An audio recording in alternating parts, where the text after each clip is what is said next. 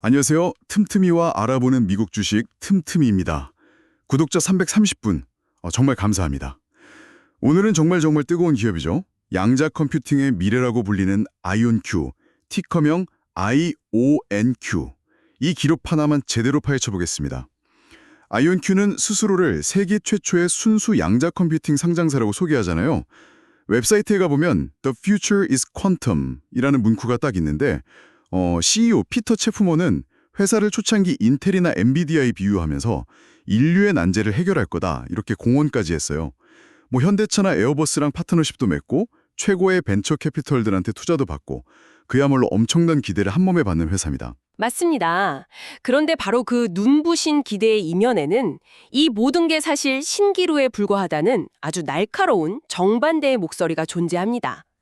오늘 저희가 파헤쳐볼 자료의 핵심은 2022년에 스콜피온 캐피털이라는 공매도 전문 기관이 발표한 무려 183페이지짜리 심층 보고서입니다. 이 보고서의 결론은 한마디로 정말 충격적입니다. 아이온큐는 과대 광고와 오해 소지가 있는 주장으로 만들어진 카드로 만든 집에 불과하다. 그래서 오늘은 저희가 약간 탐정이 된 기분으로 이 양쪽의 증거들을 모두 테이블 위에 올려놓고 대체 아이온큐의 실체가 뭔지 그 진실에 한 걸음 다가가 보려고 합니다. 좋습니다. 탐정놀이라니. 흥미진진한데요. 그럼 첫 번째 증거부터 바로 살펴보죠. 뭐니 해도 기술력이죠. 아이온큐는 스스로 세계에서 가장 강력한 32큐비트 양적 컴퓨터를 만들었다고 주장하거든요.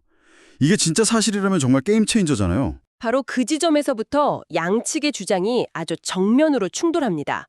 스콜피온 보고서는 전직 직원의 증언을 인용해서 그 32큐비트 컴퓨터를 실제로 본 사람은 아무도 없다. 이렇게 단언합니다. 실제로 아마존 웹서비스 같은 클라우드를 통해서 우리가 접근할 수 있었던 건 11큐비트 시스템이었고요. 보고서는 이걸 거의 장난감 컴퓨터 수준이라고 깎아내렸죠. 잠깐만요. 32큐비트는 그냥 홍보용 숫자고 실제로는 11큐비트짜리만 쓸 수 있었던 건가요? 보고서의 주장은 정확히 그렇습니다. 심지어 그 11큐비트 컴퓨터의 성능에 대해서도 아주 신랄한 테스트 결과를 공개하는데요. 보고서가 의뢰한 한 전문가가 아이온큐 컴퓨터로 1 더하기 1 계산을 5,000번 반복시켰습니다. 1 더하기 1이요? 아니, 그건 너무 쉬운 문제 아닌가요? 양자 컴퓨터로 그런 걸 테스트한다는 게 좀 이상하게 들리는데요? F1 경주용 차를 동네 골목에서 테스트하는 느낌이랄까요? 아주 정확한 지적입니다. 그리고 그게 바로 아이온큐 측의 반론이기도 하죠. 하지만 보고서가 굳이 이 테스트를 한 이유는 따로 있습니다. 양자 컴퓨터의 오류율, 그러니까 에러 레이트, 얼마나 계산을 정확하게 하는지를 보여주기 위해서였죠. 결과는 정말 충격적이었습니다. 정답인 2가 나올 확률이 60에서 70%에 불과했고 나머지는 0, 1, 3, 4 같은 엉뚱한 숫자가 그냥 무작위로 나왔다는 겁니다. 와, 아무리 테스트 환경이 이상하다고 해도 기본적인 연산의 정확도가 그 정도라는 건 좀 심각하게 들리네요. 그렇죠. 여기서 이제 중요한 개념이 하나 등장합니다. 바로 알고리즘 큐비트, 줄여서 AQ라고 하는데요. 아이온큐는 단순히 물리적인 큐비트 개수보다 오류를 보정해서 실제 알고리즘에 쓸 수 있는, 그러니까 쓸모 있는 큐비트의 개수인 이 AQ가 더 중요하다고 주장합니다. 최근에는 AQ가 29에 달하는 시스템을 발표하기도 했고요. 하지만 비판론자들은 바로 그 높은 오류율을 근거로 반박하는 거죠. 아니, 물리적인 큐비트가 아무리 많아도 이렇게 오류가 많으면 실제 쓸모 있는 AQ는 4나 5 수준에 불과하다. AQ29라는 건 그냥 마케팅 용어일 뿐이다. 라고요. 결국 이 논쟁의 핵심은 IONQ의 기술이 정말로 유의미한 발전을 하고 있는가 이겁니다. 알겠습니다. 그러니까 아이온큐는 우리는 AQ라는 새로운 척도로 앞서가고 있다. 이렇게 주장하는 반면에 공매도 보고서는 그 AQ조차 믿을 수 없을 만큼 기본기가 부실하다. 이렇게 맞서는 구도군요. 이 기술 논쟁이 결국 회사의 미래 로드맵에 대한 신뢰도랑 직결되겠네요. 정확합니다. 바로 그 로드맵 논쟁이 두 번째 충돌 지점입니다. 아이온큐의 투자자 프레젠테이션을 보면 정말 야심차거든요. 2023년까지 데이터 센터에 들어가는 렉마운트 형태로 컴퓨터를 소형화하겠다. 이런 명확한 로드맵이 있었어요. CEO는 심지어 대만에 전화해서 이거 10,000개 만들어줘라고 말하면 되는 수준이다 라고 자신감을 내비치기도 했고요. 그 자신감에 대해 보고서에 담긴 전직 직원들의 평가는 그야말로 냉혹합니다. CEO의 소형화 계획을 두고 완전한 헛된 소리, 컴플릿 불쉿, 아마 50년은 걸릴 것이라고 비웃었다는 내용을 그대로 싣고 있죠. 50년이요? 아니, CEO가 말한 2, 3년하고는 차이가 너무 심한데요. 그 직원들이 그렇게 생각하는 근본적인 기술적 장벽이 뭔가요? 바로 스파게티 괴물 문제입니다. 아이언큐 웹사이트의 마케팅 사진을 보면 아주 세련되고 깔끔한 검은색 박스 형태의 컴퓨터가 보이거든요. 하지만 실제 연구 논문에 실린 연구실 사진은 전혀 다릅니다.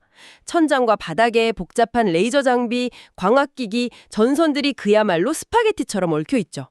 전직 직원들은 그 검은 박스는 그냥 홍보용 껍데기일 뿐이다 라고 증언합니다.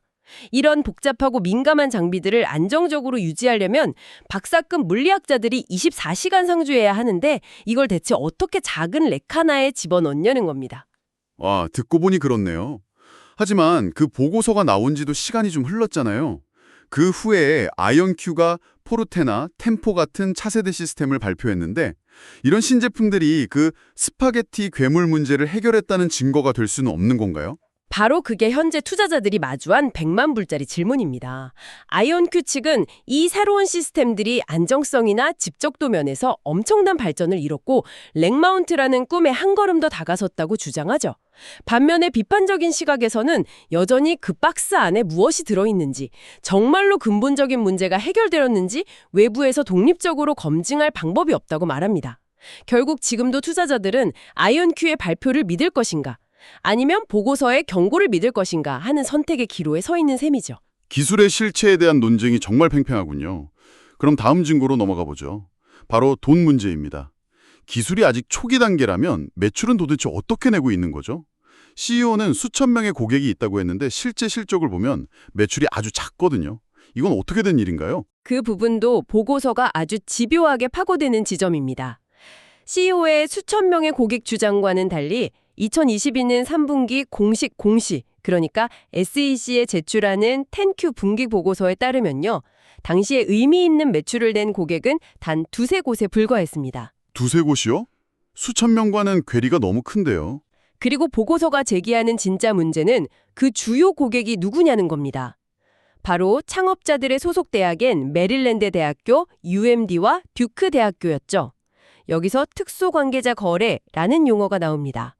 쉽게 말해서 회사 내부자나 아주 밀접한 관계에 있는 사람 혹은 기관과 거래하는 걸 뜻하는데요.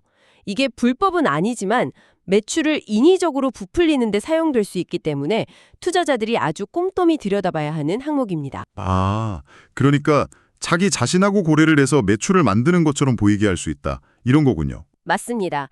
보고서는 대표적인 사례로 국립양자연구소와의 거래를 지목합니다. 아이온큐가 실적 발표 직전에 메릴랜드 대학교랑 1,400만 달러 규모의 계약을 발표하면서 연간 수주 목표를 갑자기 3배나 올렸거든요. 그런데 보고서는 이 연구소가 웹사이트도 주소도 직원도 없는 사실상의 유령 단체라고 주장합니다. 그러니까 아이온큐가 메릴랜드 대학에 연구비를 주면 대학은 그 돈으로 다시 아이온큐의 서비스를 구매해주는 매출 돌리기 혹은 가짜 거래라는 아주 심각한 의혹을 제기한 거죠. 와, 이건 거의 회계 사기 의혹에 가까운데요. 당연히 아이온큐 측에서도 가만히 있지는 않았을 것 같은데요. 이 주장에 대한 회사의 공식적인 반박은 뭐였나요? 물론 강력하게 반박했습니다. 아이온큐의 입장은 이것은 학계에서 탄생한 기업이 핵심 연구 파트너인 대학과 맺는 지극히 정상적이고 합법적인 연구개발 계약이다라는 겁니다. 양자 컴퓨팅이라는 새로운 분야를 개척하기 위해서는 이런 기초 연구 협력이 필수적인데 이걸 어떻게 가짜 거래도 매도할 수 있냐는 거죠. 결국 투자자의 관점에서는 이게 미래를 위한 건전한 R&D 투자냐 아니면 투자자들을 속이기 위한 매출 부풀리기냐 이걸 판단해야 하는 어려운 숙제가 남는 겁니다. 기술, 로드맵, 매출까지. 와, 모든 게 극과 극의 주장으로 나뉘네요. 마지막으로 리더십에 대한 의혹도 제기됐다고 들었습니다. 네, 보고서는 리더십의 부재와 신뢰성 문제를 모두 지적합니다. 먼저 전직 임원들의 증언을 빌려서 CEO 피터 채프먼은 시애틀에 거주하면서 한 달에 한두 번 메릴랜드 본사에 출근하고 창업자인 두 교수 역시 학교 업무 때문에 회사에 거의 상주하지 않는다. 이렇게 주장했습니다. 핵심 리더들이 회사에 없다는 거죠. 그건 좀 심각하게 들리는데요. 하지만 더 논란이 됐던 건 CEO의 학력 문제였나요? 맞습니다. 피터 체프먼은 링크드인 프로필이나 여러 인터뷰에서 자신을 16세에 MIT 인공지능 연구소에서 프로그래밍을 시작한 천재로 묘사하고 학력란에 MIT를 기재했습니다. 하지만 보고서는 그가 MIT에서 정식 학위를 받았다는 증거를 찾을 수 없었다고 주장합니다. 심지어 SEC에 제출한 공식 서류에는 그의 학력 사항에 아예 빠져 있다는 점도 지적했죠. 이 부분은 꽤 개인적인 공격처럼 느껴지기도 하네요. 물론 학력이 중요한 건 맞지만 그가 이전에 아마존 웹 서비스 같은 곳에서 일했던 경력도 있잖아요. 그런 실무적인 경력으로 리더십을 평가할 수도 있지 않을까요? 정확합니다. 바로 그게 리더십을 둘러싼 마지막 논쟁입니다. 그의 지지자들은 AWS에서 그의 실무 능력은 이미 검증되었다. 학위 하나를 가지고 그의 비전과 능력을 폄하하는 건 전형적인 숏셀러의 인신공격일 뿐이다 라고 방어합니다. 반면 보고서는 이것은 단순한 학력 문제가 아니라 투자자들에게 자신을 포장하고 과장하는 그의 성향을 보여주는 패턴의 일부다라고 반박하죠. 결국 이 또한 투자자가 과감한 비전을 가진 리더로 볼 것인가 아니면 신뢰할 수 없는 허풍가로 볼 것인가의 문제로 귀결됩니다. 정말 끝까지 팽팽하네요. 정리해보면 아이온큐는 양자 컴퓨팅이라는 혁신 분야의 선구자라는 엄청난 기대를 받고 있지만 오늘 살펴본 공매도 보고서는 그 이면의 기술, 매출, 리더십까지 모든 것에 심각한 의문을 던지고 있습니다. 물론 오늘 저희가 깊게 파고든 이 내용은 주가 하락에 베팅한 공매도 세력의 보고서라는 점을 반드시 감안해야 합니다. 그들의 주장이 100% 진실이 아닐 수도 있고 의도적으로 부정적인 면을 극대화했을 가능성도 충분하죠. 이 보고서는 정답이 아니라 투자자가 반드시 확인하고 넘어가야 할 체크리스트로 활용하는 것이 현명합니다. 맞습니다. 정말 중요한 포인트네요. 자, 구독자 여러분은 아이오엔큐의 미래를 어떻게 보시나요? 이 모든 의혹을 딛고 세상을 바꿀 제2의 엔비디아가 될까요? 아니면 위험한 거품일까요?